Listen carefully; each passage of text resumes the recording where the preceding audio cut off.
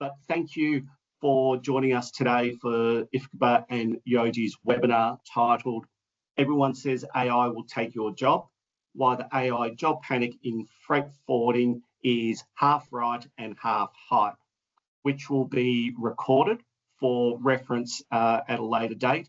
And noting that we're in the middle of the day, we'll keep the session to about 45 minutes, which will allow some questions at the end. And if you do have any questions, please put it in the chat box.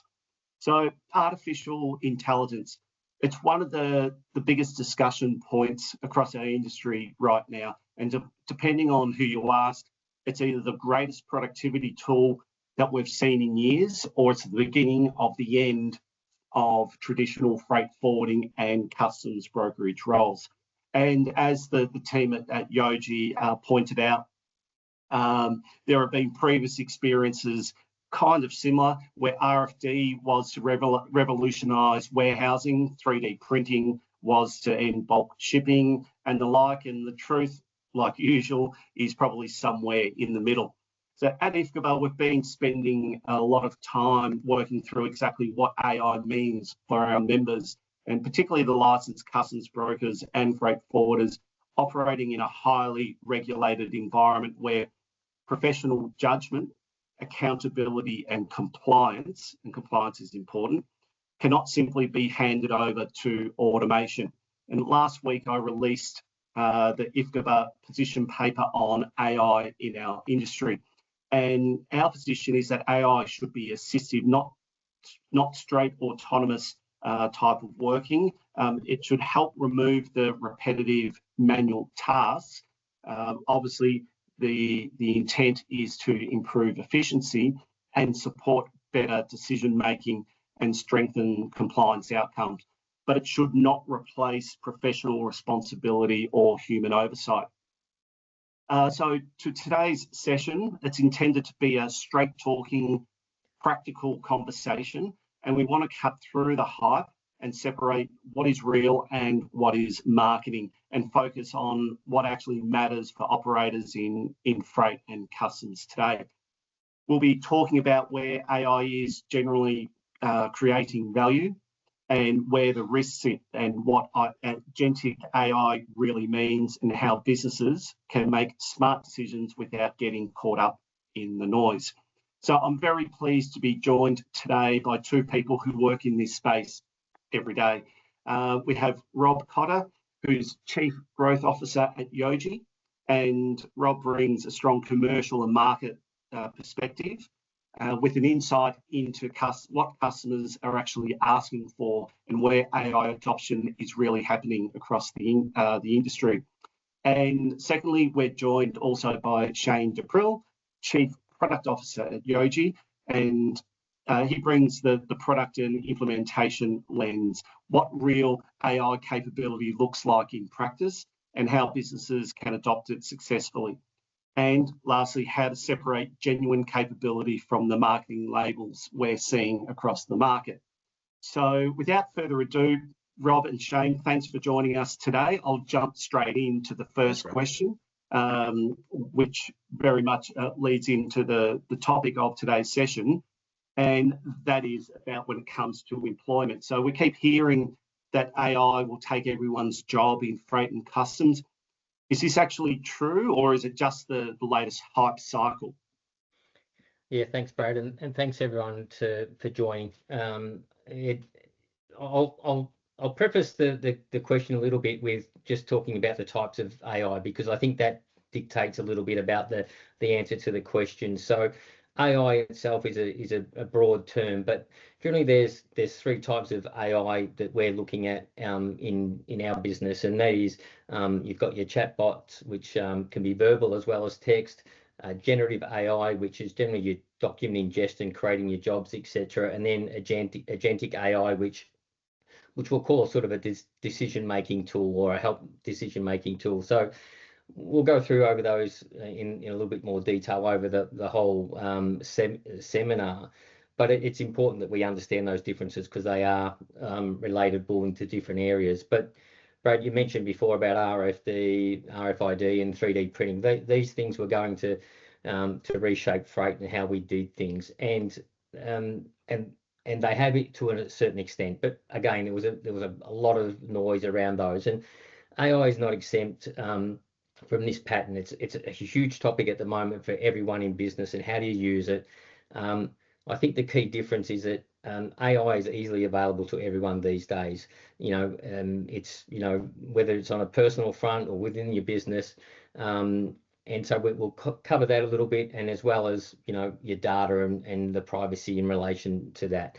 But I think is everyone's job, but in danger. I think there's a mix there. I mean, AI is actually an exciting part of our business, and not since really Compile and some of those things have we had such a big time saving, if you've been in the industry as long as I, but the time saving things that are going to be available to us as businesses. And we won't mention ICS in 2005. I don't think we'd sort of go to that level, but the doom narrative that that all jobs are at risk is definitely not right. It's probably half right. We know that we understand that tasks that are repetitive data entry are in danger, and they probably have been for a number of years. The AI tools that are coming in are now probably going to expedite that a little bit quicker, and we've got to look at that. But I think the narrative about everyone losing their roles again is wrong. That there's quite a big difference between tasks and roles. So if you're doing a task that we talk about, like if you're a data entry clerk that's adding in the commercial invoice lines, then I think that realistically that's in danger. But if you're a classifier and everything like that, then that's a little bit different. But we're as an industry, we're all looking at how do we save time and effort. So, and I think I know from our perspective, we're looking at how other industries are incorporating AI into their businesses as well. So, I'll give an example of nothing to do with logistics in some ways, but a stadium operator in Melbourne who again used the technology to understand how many of their calls they were coming in. Over 60% were basic questions of what gate do I enter in, and where's the closest, how far away is the train station. So they have a verbal bot, so when people ring up, they're getting those questions answered very quickly. They're saving themselves time, and if it gets too hard, then it gets pushed on to an actual person. So not that that's necessarily what's going to happen in logistics, because we're still a personal service industry, but that's the type of things that are going on, and we can do that. But roles, as we said, that are built around relationships, judgment, and industry knowledge will always be strong. AI won't replace those. So I think most of the people on this call, professionals, the most experienced, they're going to still be strong and successful. It's how do we those task roles that are probably going to be the ones that are, as I said, that are in danger. And I think that again, Brad, you were talking about before with customs clearance and things like that, and classifying goods, etc. And making sure that we're not just using AI tools to do all that type of work for us. So there will be some work that we all do around that, but I suppose that there will not be that full hype of everyone's jobs in danger. We're coming from a software background where 99%, if you listen to all the wording in the media, 99% of jobs are gone. In a compliance-based industry such as what we're in, that's just not factual. So as I said, there's some truth to it, but definitely not to every person. Shane, did you want to mention anything else? Yeah, no, I echo your comments, Rob. I think when you start saying AI will take everyone's jobs, it's kind of dangerous. And imagine an employee sitting there thinking, are they going to be dismissed, and are they going to have to work themselves out of a job? I think it's a better question of which parts of the job should AI be doing instead of you. And to Rob's point, there's two layers, right? There's that there's that structured layer with repetitive data entry work, lookups, document extraction, absolutely AI territory. And there's already a lot of really good tools around that space. I think there's some people on this call that have those tools as well. And the second is that judgment layer. You know, it's the art of forwarding, the art of the relationship, knowing who to call and how to fix issues. And that layer is still very, very human. It still will be for a long time. And I think we shouldn't try and mix those two. And I will just sort of share an antidote. One of the, in my previous life, I'd worked a lot with, freight forwarders and, implementing productivity solutions and so forth. And, one really good example I saw of a really successful implementation was actually in Melbourne, where the business made it clear that it was not a cost-cutting exercise, but they also articulated that, if somebody left, they might not replace them. Right? And I think you've got to really understand the human side of, your team members as well. And in that case in Melbourne, that changed the dynamic, and the team really got behind the initiative, which was great. Thanks, and I suppose that's an important point, Shane, and talking about, say, someone like not replacing a person, or when it comes down to purely the individual staff member or that full-time person in the business. But I guess that's a matter of, that's just looking at it from the cost-cutting or cost-saving perspective. Yeah. Whereas if you did maintain the status quo from a cost perspective, you could be adding that person for some other value add. Absolutely. Retaining accounts, retaining businesses. Yeah, absolutely. I think, imagine, you've got AI in your business and it's articulated, this is cost cutting. Am I really going to be engaged in trying to want to drive that through the business so that I can do myself out of a job? That would be a confronting situation, right? I think we've got to look at it as an accelerator, or augmenting those teammates. So how do we make their jobs easier? How do we get rid of the stuff that's not fun to do and make it an experience for those users? That's the way we approach it at Yojee as well. I mean, given our size, for us, it's an accelerator, right? It's an enabler, and that's the way we look at it. Yeah. So that leads me into the next question. So what are freight forwarders and customs brokers actually asking for now in terms of AI in our region? Yeah, well, right now I'm quite lucky. I'm talking to a lot of forwarders and brokers about Mosaic, but it's introducing myself or introducing Mosaic to them and whatnot. But really, it's about listening and understanding to what their requirements are and what they're sort of looking for. And I think everyone's talking about price and being dictated to and things like that. But when it comes to the operational things, you guys were just talking about it. What nearly every single person's talking to me about is, not necessarily replacing their staff or their team. It's about how do they grow those teams and find time, reduce the noise to be able to, accelerate the knowledge in their teams. But when it comes to the actual, AI components of that, most of the customers I talk to are talking about that generative AI, that documentation ingestion, which is going to be, whether it be job creation, AP, rates ingestion. They're really talking about that. So how do we save time? And so that's what majority of people are asking for at the moment, because we know that the document burden in logistics is huge. There's so many documents that come in. It's checking those documents, making sure they tie in. And again, it is, again, that's why we're professionals and why we get paid to do what we do. So so they're looking at that, and again, that integrity of the data of how they do that, because that's one of the key components, as we said before. So, which is a good thing. I think, there's no AI tool that we've seen that can be 100% correct all the way through. So you're still going to need that human involvement, especially as the tools are learning and things like that. But, what we're, as I said, seeing and talking to, the freight forwarders and everything that we're doing about is, just be very wary about all the other the vendors that are out there that are offering tools and things like that. Just make sure it's what you really need, and that they've got the domain knowledge of what they're talking about. And again, Shane will talk in more detail, because we think it's a really important thing about the security of the information and things like that. So there's been again, we talk about the hype of AI. we've had Power BI, big data, and all these sort of things, which are still very powerful and quite worthwhile in your business. But again, if the information's not behind it, then you struggle with that. So again, if it's fully automation vendors and things like that you're looking at, I'd be questioning that from that perspective. But yeah, as I said, in the most instances right now, majority of how do I ingest that documentation to streamline my operations?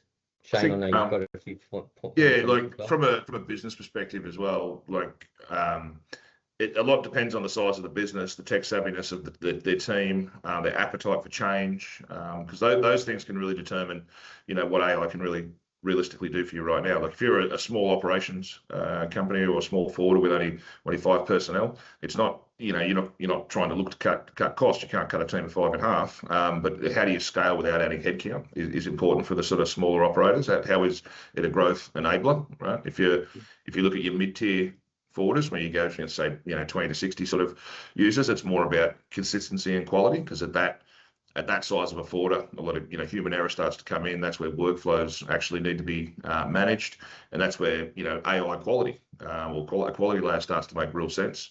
And obviously, larger operators, it's about competitive speed.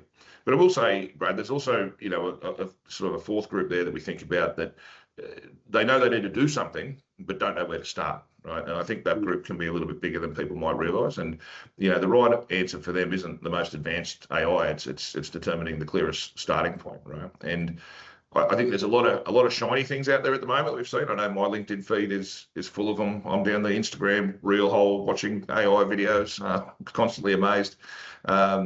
But what's right for your team should be anchored to your specific pain points, right? Not the most exciting capability. And so for some businesses, that'll be compiling. For others, it might be registration workflows. For others, it's AP processing. So to me, the question isn't about what is the best AI product. It's what problem I'm actually trying to solve. And I think you shouldn't buy a product. You should solve a problem when you're looking for a solution and be focused on that. Yeah, no, absolutely. Otherwise you're putting the cart before the horse, aren't you? So you really need to identify what you need AI to do, or any system for that matter. It doesn't necessarily have to be AI or putting a person on, putting an employee on. You need to determine what they're there for and what they expected to add to the business. So I think that's an important point. The next question I have, and it's something that does interest me, and I might be a bit behind the 8 ball, but it's something that I wasn't really au fait with until quite recently, and that is that, like all this software vendors, you hear them say that they've got Agentic AI now, and so what does that actually mean, and should everyone believe that is the case? Yeah, you probably should believe it, parts of it. Yeah. So I think sort of what I said earlier, we're going to work on solving problems first, right? And so if we look at just that terminology that Rob mentioned before, because I think a lot of noise comes from people sometimes conflating those, and there's different levels of awareness. Plenty of people on this call probably are going to already know what I'm about to say. Others it might be new to them. If you think about chatbots, for example, which have been around for a while, they're very good at preset rules. They respond to questions. We have one in our TCMS product right now, and users can ask it questions and engage with it. It's been there for a while, and that can direct them to learning content when they need it. It's very simple, very, very useful, can be limited. Probably, I'm imagining, Rob, that stadium example you had, just a classic example of a chatbot, right? It can take care of those repetitive type things. When you look at the generative AI, that's a much more powerful layer, and that's, like Rob mentioned before, your document extraction, drafting emails for you, compiling your customs entry, doing your AP, customs entry and matching, rate ingestion. And there's companies on this call that are already doing very impressive things in this space. I'm sure a lot of you know who I'm referring to, and they're very good, very successful. And a lot of the companies, a lot of IFCBA members are probably using those tools. In Mosaic, we sort of think of those as connectors and making that capability available inside of our platform. Then the Agentic AI is more about where it gets really exciting, or I think it's really exciting, but also overused. And that's where the AI can actually do things for you. You can have your AI have inbuilt, let's call them skills, for want of a description that's pretty common to people.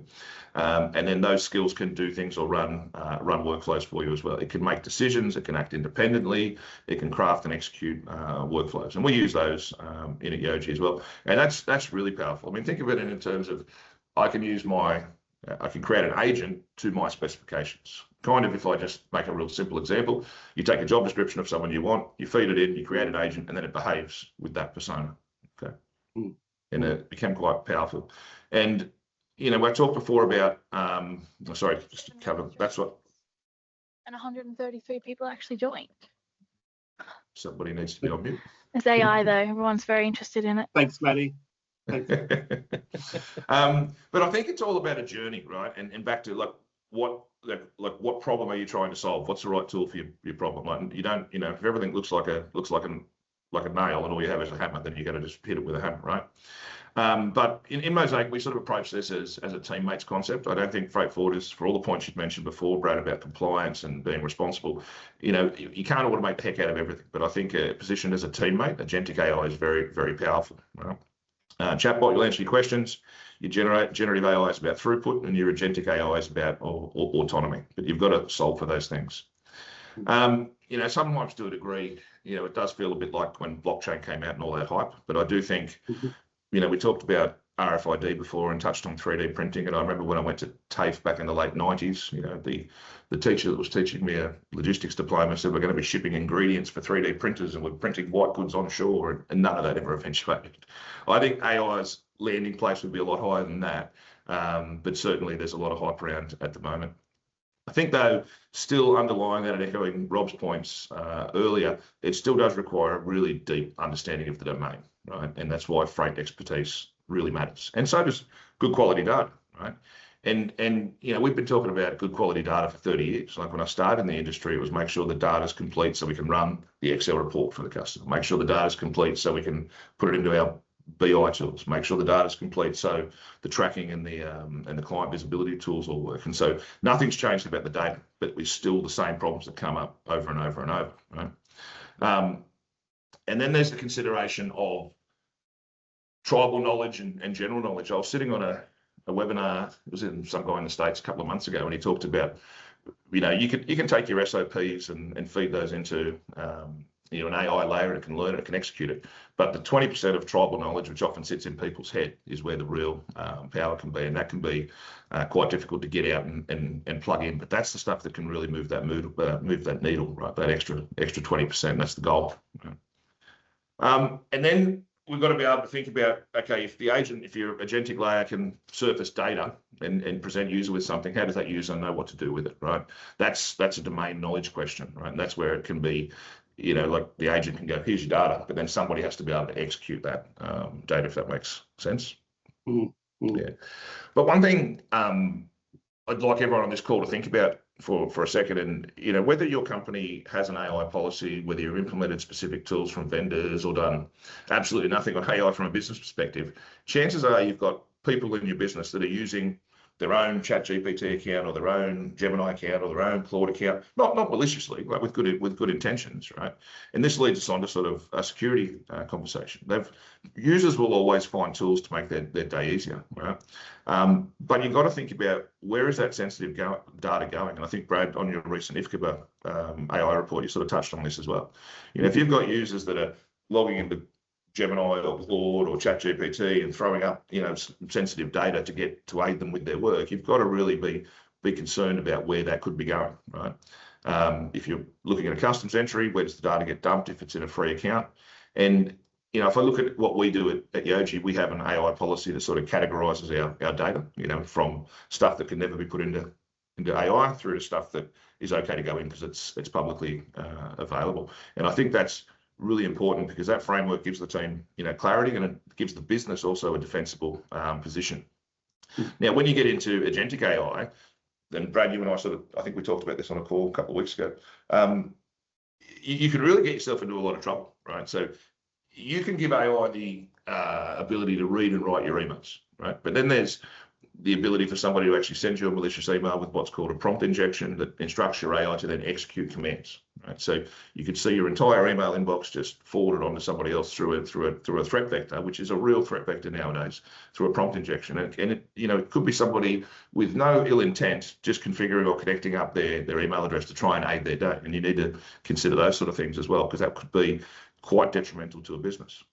There was an example in the US, I think it was just in the last week of April, a company called, I think they were called Pocket OS, who actually do software for vehicle rental facilities.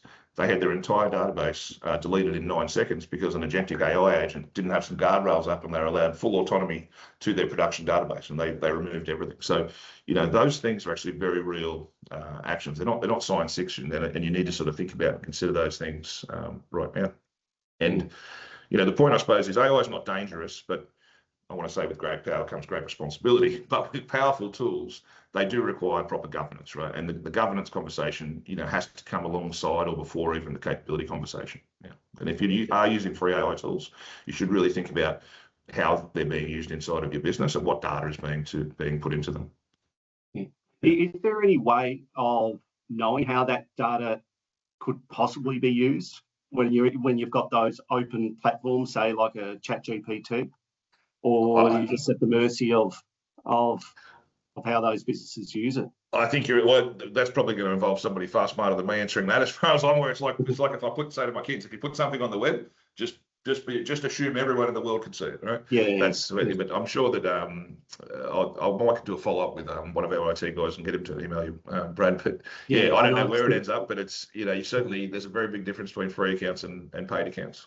Yeah, no, it's fascinating, and I guess that leads me into my next question, that I guess everyone on this call right now is at different stages of AI, whether they've already implemented certain platforms and uses of it, or they're considering implementation and they're just trying to figure their way through it.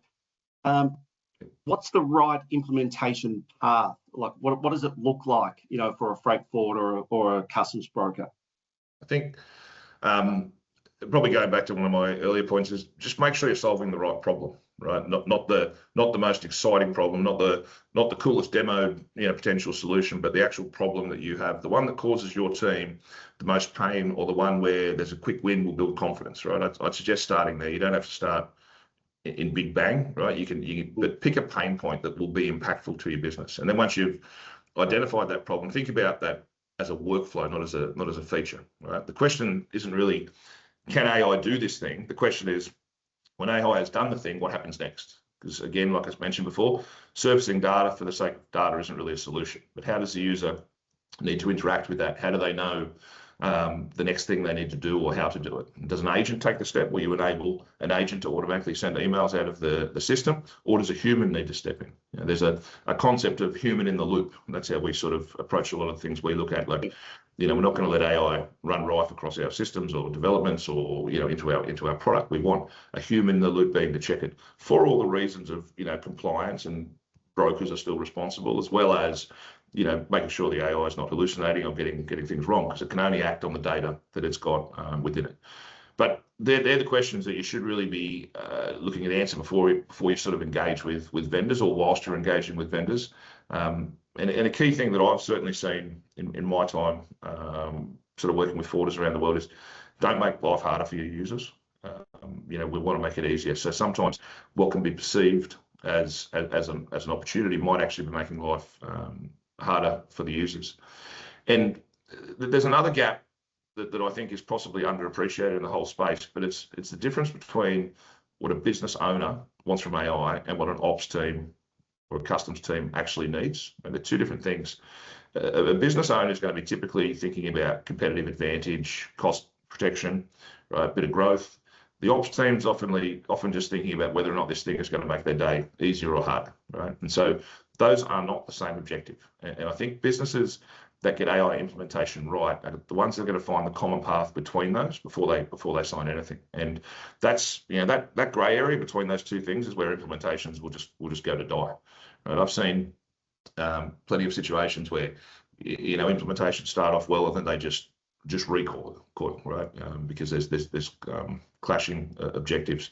So find the tool that fits the way your team actually works, not the way you wish they worked, and then not the way the vendor assumes they work, and then measure the outcome. Right? So, another point I'd probably say is you've got to consider who is your SME for AI usage. I've said for years, and I think I've said it at conferences, I think there's been a role that needs to be elevated above the operators, but not IT, who sort of can push and pull the levers of technology, because there is a lot of technology around. And Brad, I think you mentioned that again in your IFCA paper as well, of emerging roles, who are going to be the coordinators of AI usage and making sure there's continuous improvement. How do you make sure that tools are adopted and used and understood as well? Rob, I'm not sure, did you want to add anything? Yeah, I think just to further your points, I think everyone on this call, which is great, everyone's on the call. There are different stages in the journey. They might be in a buying stage, or they might be in the just in the investigative stage of what's the best for us and what's out there. So again, I think that the critical points in that, again, there is hype, but let's get back to that privacy and understanding the security of your existing tools, because in our compliance-based industry and laws that we have across not just Australia but globally as well that we've got to look at is really important. And I know that's something at Mosaic that we're with our product that we're really trying to make sure that we're covered. And we've got a Chief Technical Officer, Julian, who's really on top of all that to make sure that we're doing that and ensuring that that there's less risk. I think if you are using the tools, again, just understand that privacy, but look to how the next steps for you are to, again, concentrate on your business. What's the best thing for there? How is that going to help you with decision making? To be honest, we sort of look at it now as the generative AI tools, as creating jobs, etc. That's sort of going to be the standard in the next 6 months. We think that well and truly that. So what's the next level, and how do you do that? And if you're just starting, again, well, I'm just reiterating what we've already said. The highest friction areas first. What are those things that you can sort of start with that is going to be great for your team as well as the business as well? And I think really one of the key points, again, we're just going back over some of the things we've already said, but AI has to carry the expertise, not assume it. So it's not the expert. Your team, the knowledge that we have in the business, they're the ones who are the experts. So they're the ones who will hopefully teach the AI, get the platform and make that really beneficial to the business, because that's where the smarts are. The AI tool is not going to help you at 10 p.m. on a Friday night when your cargo is held and you're trying to get on a flight.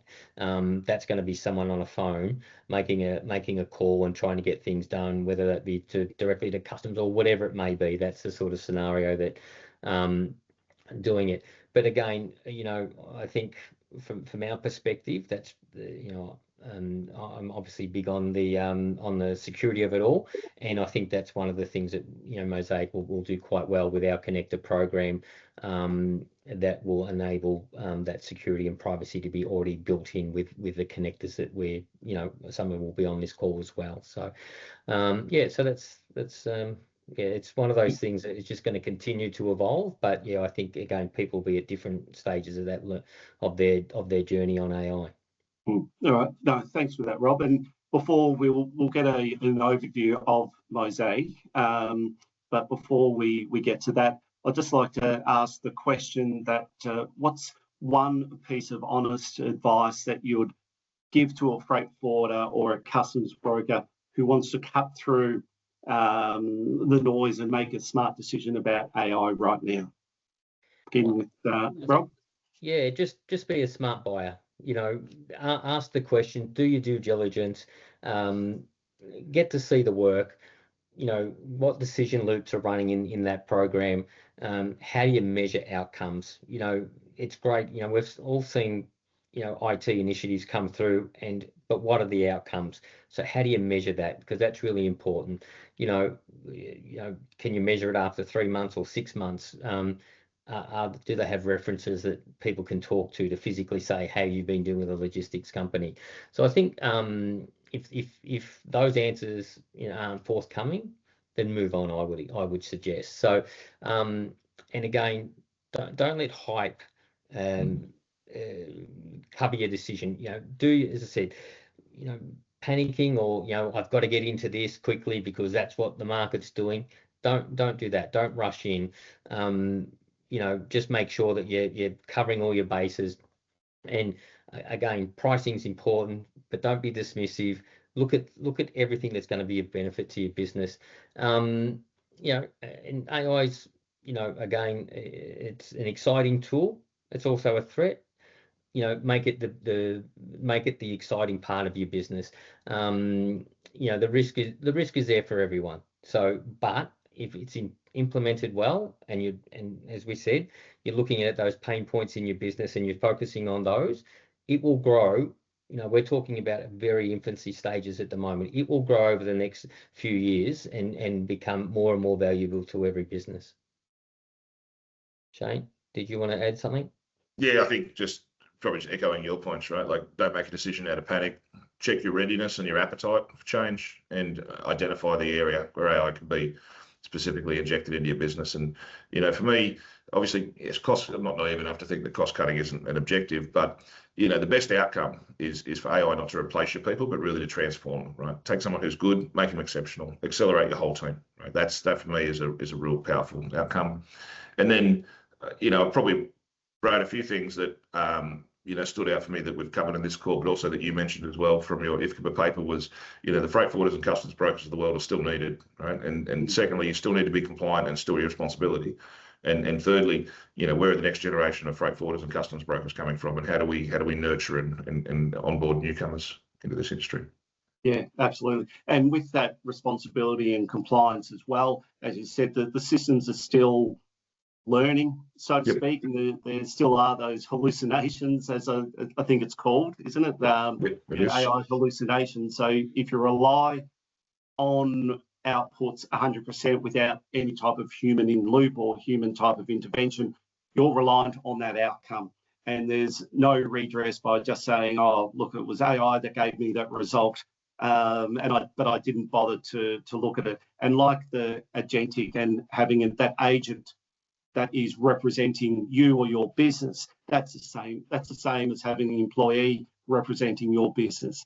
Its 100%. Outcome, its deliverables are a reflection of the business that you represent. So you still need that strong oversight on it.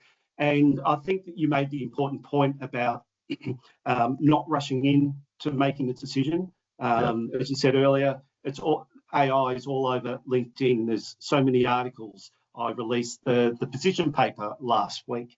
So it's not like, okay, it's now or never that you have to jump in right now or you're going to miss the boat. It's there, and it's a tool that can add value, but just make the decision with a clear mind. I think that's the important note to take away from it. If you don't mind, guys, if you could just give a brief overview of Mosaic to the guests online. Certainly. I was just going to say, Brad, your AI is not going to pay your storage bill for 240s you left on the wharf on Friday night. Yeah, that's right. And I mean, on that point of cost, though, don't forget AI has a cost, right? I know, you know, our CEO sort of jokingly said, what if AI just keeps ratcheting up the price until it costs the same as an employee, right? So there's, yeah, once we're locked in, then they go, all right, we'll start ratcheting up the price for your AI usage and so forth as well. That's where even intelligent ways of prompting. I know that we have AI internally, right? And you obviously have this concept of tokens, and the system consumes tokens. So if you're very broad with your request, it can consume a lot of tokens, right? So you just got to be mindful and thoughtful of how you do that as well. Yeah, we're just going to jump into a few things here. So, you know, we like to think of ourselves as, we don't build for logistics. We like to think of ourselves as logistics.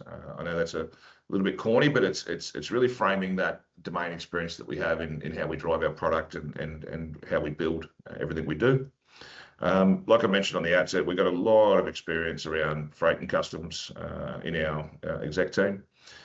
We really focus on AI that understands freight, right? And really has, I bundle freight and customs here together. Please don't get offended, customs brokers. But, you know, making sure that our AI has to have a really solid concept of that. We're very focused on community. Freight forwarders work in agent networks, community networks, and they have for many years. So for us, it's about really allowing the communities to be connected, and then our marketplace that allows us to have connectors into other platforms or other tools that our customers can bring their own tech, connect up what they want, or use some of our connections that we always have. And then thinking about how do we think more? How do we give our freight forwarders customers more than freight? We've got some cool ideas around how to further support freight forwarders beyond just that actual freight forwarding space as well. Just a little bit of a summary about not all AI is the same. We sort of touched on that. There's chatbots which are there. There's generative AI, which there's a lot of really good tools in that space that a lot of forwarders in Australia are using at the moment, which is excellent. And the big hype has really been about Agentic AI, particularly in the last, what month are we in? May. It's probably the last 4 to 6 months where it's really sort of taken off and comes along in leaps and bounds. By the day, we're seeing changes in that space, which is really exciting. I like something Rob said before, actually, like make AI the most exciting part of your business. I can certainly tell you that it's the funnest part of my day when I get to work with it. But that's just me. But certainly it's a good point that Rob made. I think, Shane, the Agentic AI, to me, that's the most exciting thing coming through. I think the generative AI with the documents, that's obviously time saving and whatever. And that's obviously really good, and there can be lots of options here, but that Agentic AI is just that can grow exponentially to help, again, with the fundamentals of forwarding. And I think that's the exciting part over the next few years. Agreed. Yeah, absolutely, Rob. And then again, we position it as a teammate, right? I firmly believe, to my joking point, that if you leave 2 containers on the wharf on Friday, like AI is not paying your bill. In what I've seen working with freight forwarders around the world, they're not ready to just let things start happening in the background without them knowing. They want to be human in the loop. They want to interject where necessary. I mean, I worked with one company, large company, that had about 20 offices, and doing some work with them. Their IT team proudly told me how they'd done integrations with the carriers, and they can send electronic bookings to ocean carriers from the system. And then we went out and sort of were doing some work with the operations team and found out they'd stopped using it. And they stopped using it because one time a booking didn't go through, right? And it wasn't surfaced to them, and they didn't get a notification. So they reverted back to manually booking on the carrier's website. So trust is huge. As soon as an operator doesn't trust the system, they'll double check things. I mean, everyone here, I'm sure, has looked at their system, seen an ETA for a vessel or a flight, and then gone online to check it because they didn't know how to trust that piece of data, right? So that's hugely important. So our position is very much around AI as a teammate, not as a replacement for you. And I think that's where users' excitement will come from, to have a tool, if you like, an agent that can do a lot of the heavy lifting, a lot of the boring tasks, and surface the data that needs to be actioned on. And we're quite excited about how we approach that. Threw in a couple of screenshots because I know several people will want to have a quick look. This is just a very basic doc ingestion that's built into the platform. You've got an airway bill with just mock data on the left, extracting data on the right. Obviously, it needs to surface data to the user for what to act on, what to do. And, in the system, this is basic stuff, but our connectors will look to use tools that do far more fancy and powerful things, connecting into the platform around different spaces like AP and so forth. We call this teammate Tess. And we had, Tess was at IFCBA last year as well, but she'll be back this year. And then little things like how we approach our transport jobs and being able to surface sort of critical dates. If you think about transport, when I'm talking about this, I'm talking about road transport, whether it's import or export. Everything is just working towards impactful dates, and those impactful dates are either cut-offs or storage starts or de-hire dates. And how do we surface that data and make it meaningful using different tools in the system, whether that's simple queries, whether it's Agentic AI being able to process and action things. We approach rate management very differently. I shouldn't say very differently, because rates are still rates, but how users can interact and what challenges or what problem statements we sort of overcome. If you're at IFCBA next week, I'd strongly encourage you to come down and have a chat to Rob about rates. For us, the way we look at rates and what we can do with them is far more than just auto rating. Yeah, I think, Shane, again, we're talking about AI, but there's a lot of things in the system that we want to do. So, I mean, I'm, as I said, lucky enough to talk to a lot of customers, and more than happy to talk to others after this seminar. But we really want feedback for how we do things, and we think rate management and transport, quoting, etc., are really key things that are not quite right in a lot of systems at the moment. So we think there's an opportunity there to really improve in that area, Definitely using some AI tools as well as the integrity of data. And then workflow queues, because I mean, Brad, working with forwarders around the world and seeing what they do, everything runs to schedules, right? Vessel schedules, flight schedules, rail schedules, road schedules, and a lot of the requirements are built up around that. So how do we use tools to surface the status of different schedules, identify what cargo is on those schedules, and then present that to the users in a meaningful way without them having to go looking for it. So, we'll be at IFCA next week down in Hobart. Very much looking forward to it. So, for those IFCA members that are coming down, please stop by the booth and have a chat. Mark, our CEO, will be down there as well. My first time in Tassie, so very much looking forward to it. Oh, and Brad, excellent. I suppose that's some time for questions, if anyone has any.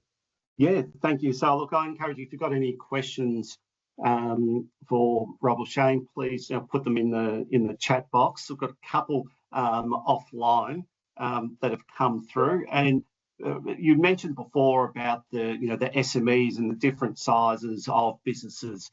You'd expect that a lot of the very large businesses already, or most likely, have a dedicated team of exploring, if not already have implemented AI to some extent.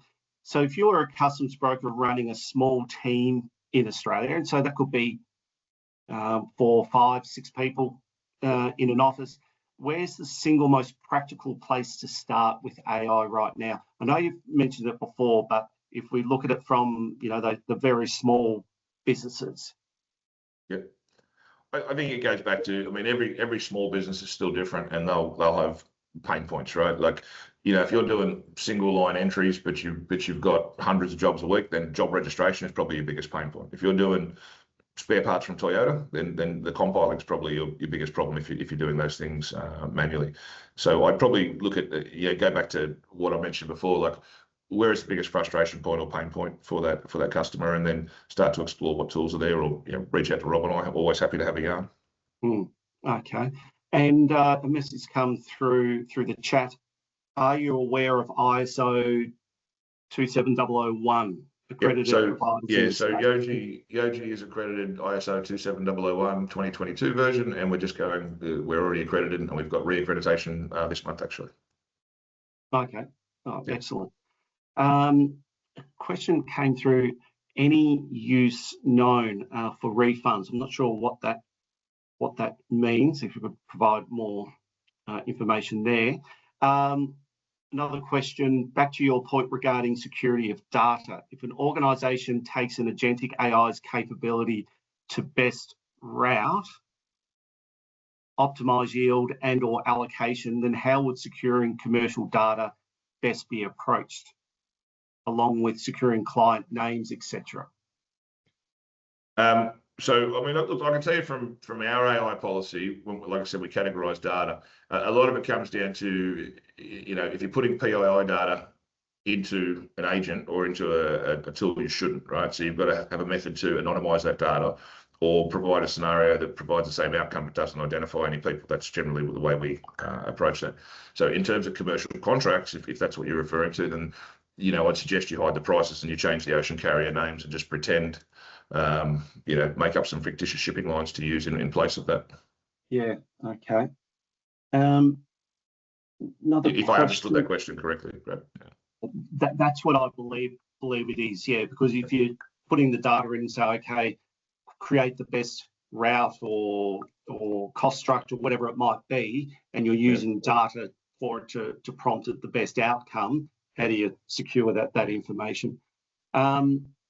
Okay, from a customs broker, Kim, from a practitioner perspective, say it takes a brokerage 30 to 40 minutes covering data entry from job rego, capture information, documents from an email and populate it onto the job, then compile prior to lodging. By implementing Agentic AI, are you able to put a timer on a similar task? Well, It's kind of a yes and no, because there's probably a lot of variable factors in there. Like, first and foremost, if you're going to ingest documentation, it'll come down to the quality of your documentation. So that's a big one.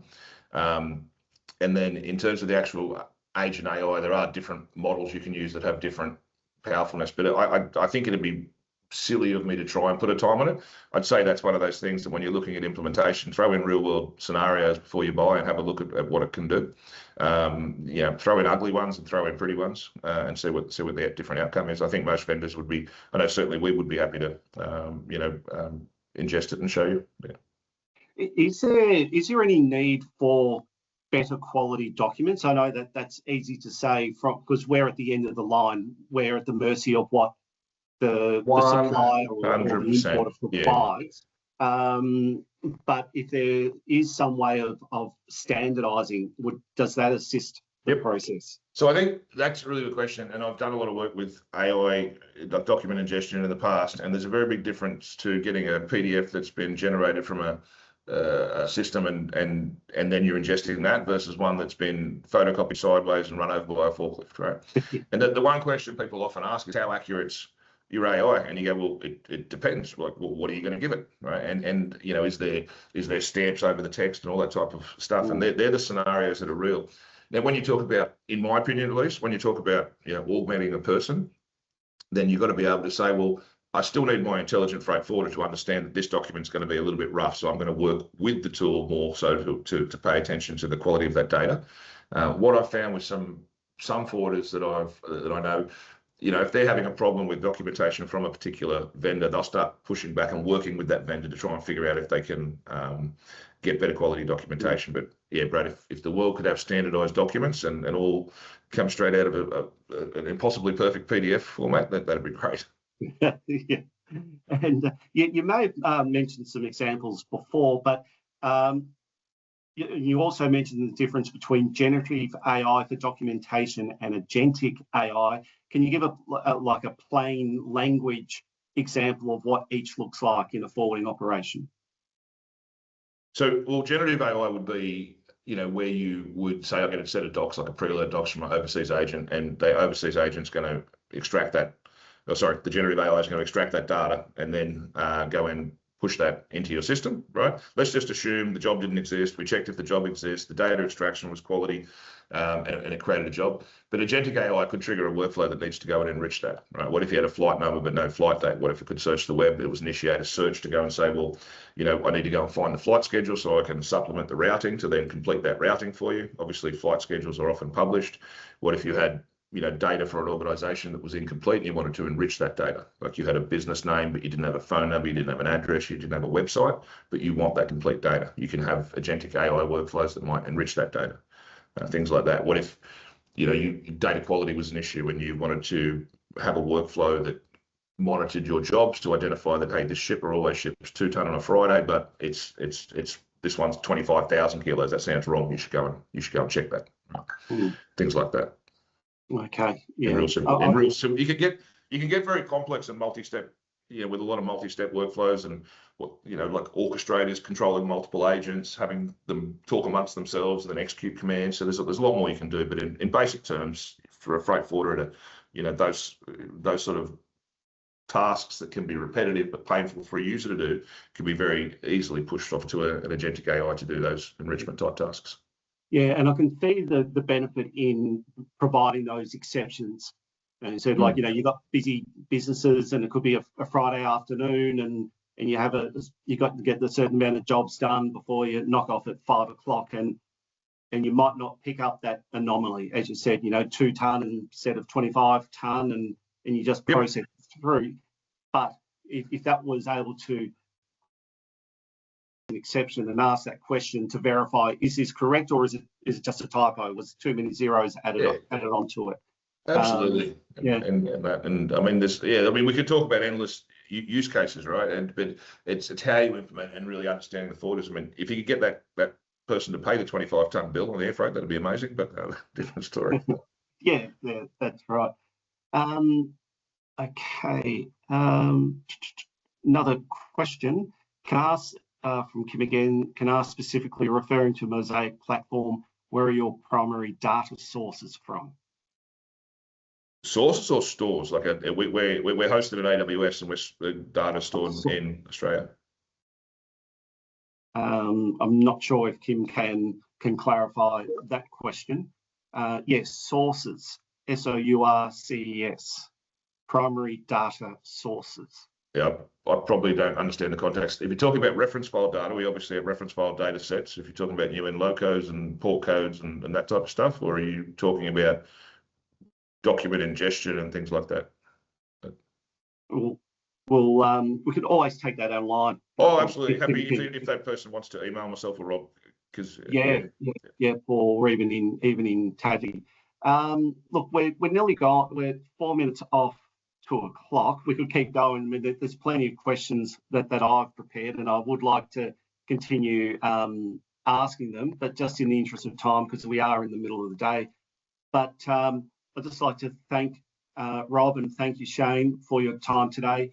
And not only just giving our members an overview of Mosaic, but more of an insight into what AI really means, and maybe giving some comfort to a lot of the members in that that they don't have to be at the front of the queue or to be totally au fait with what's happening, just to take that step back, review what you need for your business, whether it's for growth, whether it's for stability, whatever it might be, or some type of commercial advantage, just to first determine what you really need as a business, and then explore some of the services that you have to offer. So I think that's really important to know. You guys, looking forward to having Yojee in Hobart next week in the trade stand. We've got a full complement of trade stands down there, which will be great, and I really encourage all delegates to get around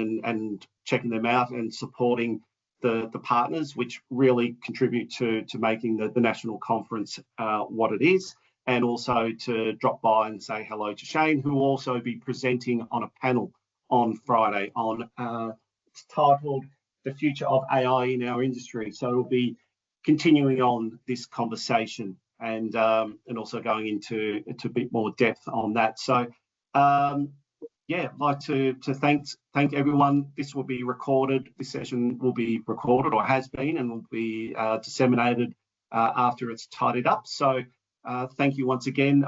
If Rob and Shane, if you have any closing remarks, yeah, please feel free to say so. But I'd like to thank you for your time.